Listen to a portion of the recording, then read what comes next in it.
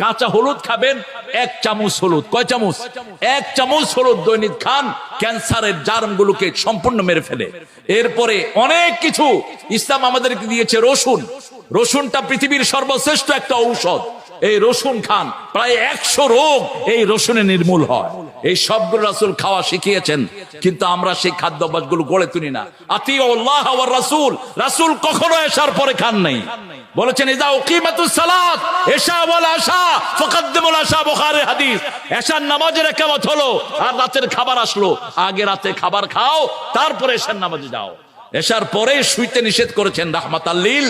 এশা খাওয়ার খেয়ে তোমরা কখনো শুইতে যাবা না। রাসূল সাল্লাল্লাহু আলাইহি ওয়াসাল্লাম কখনো রাতের খাওয়ার এশার পরে নিতেন না।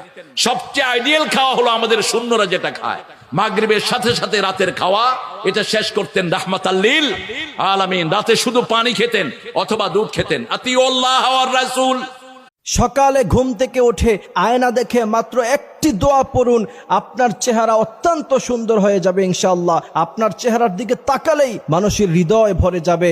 আপনারা দেখবেন মুসলমানদের মধ্য থেকে মানুষ যত বুড়ো হয় চেহারায় তত নূর বেড়ে যায়, এবং অনেক আলেম ওলামাদেরকে দেখলেই বলে তার চেহারার মধ্যে একটা নূর আছে, তার চেহারার মধ্যে একটা লাবণ্যতা আছে। কারণ কি জানেন? কারণ ওই আলেম, ওই বুজুর্গ সবসময় এই আমলটি করে থাকেন, যার কারণে তার চেহারার মধ্যে একটা লাবণ্যতা থাকে। আপনি দেখবেন যে অনেক সুন্দর মানুষ, চামড়া অনেক ফর্সা, কিন্তু তারা দেখলে ভালো লাগে না, এমন আছে না নাই? কিন্তু আপনি দেখবেন যে অনেক কালো মানুষ, কিন্তু তার চেহারার দিকে তাকালেই দিলটা ঠান্ডা হয়ে যায়। কি লাবণ্য তার চেহারায়, কি সৌন্দর্য তার চেহারায়। আপনি যদি আপনার চেহারাকে তার মতো লাবণ্য বানাতে চান, সুন্দর বানাতে চান, তাহলে প্রতিদিন সকালবেলা ঘুম থেকে ওঠার পরে আয়না দেখার সময় রাসূলের শিখানো একটি দোয়া পড়বেন। আপনার চেহারাও সুন্দর হবে, আপনার আখলাক এবং আপনার চরিত্র আল্লাহ সুবহানাহু ওয়া তাআলা সুন্দর।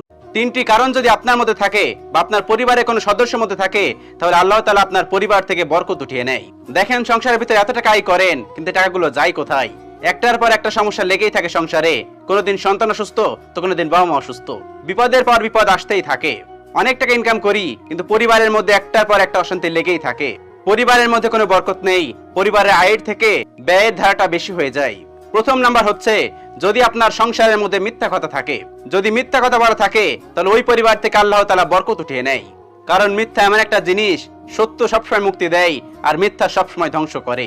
আপনি হয়তো সাময়িক দেখতেছেন যে একটা মিথ্যা কথা বলার কারণে আপনি পার পেয়ে যাচ্ছেন, কিন্তু না আমার প্রিয় ভাই ও বোনেরা, এই মিথ্যা কথার কারণে শাস্তি হয়ে যাবে কিন্তু অনেক বড়।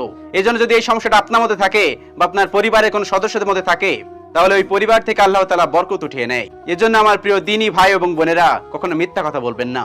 2 নাম্বার হচ্ছে, নিয়ামতের সাথে বেয়াদবি করা যাবে না। নিয়ামতের